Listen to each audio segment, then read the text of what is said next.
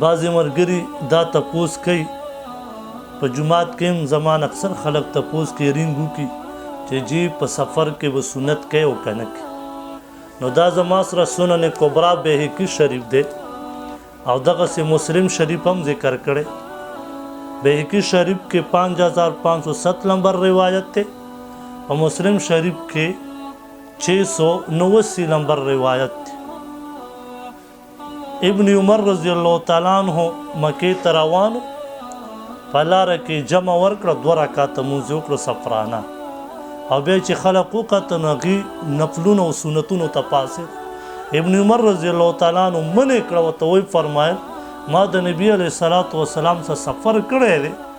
خو مونږ لمونځ ابوبکر صدیق رضی الله تعالی عنہ د خپل بابا جان عمر بن خطاب رضی الله تعالی عنہ د عثمان رضی الله تعالی عنہ ټولو سره ما سفرې کړي دي خو چا د 2 رکعاتو نه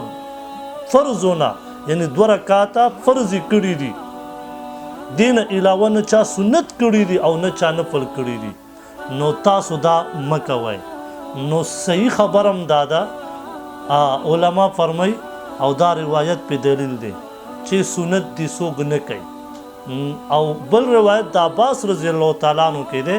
هغه روایت 5506 نمبر دی بهقي شریف ذکر کړی چې پای کې فرمایي چې اودي کی نو د دواړو روایتو تطبیق دا دی چې کټیم د سره وې کا کنه کې اجمای کوا څه زور در باندې نشته ځکه مونږ ته نبی علیه السلام اجازه راکړې که څوک سنت کوي او که نه کوي صحیح دی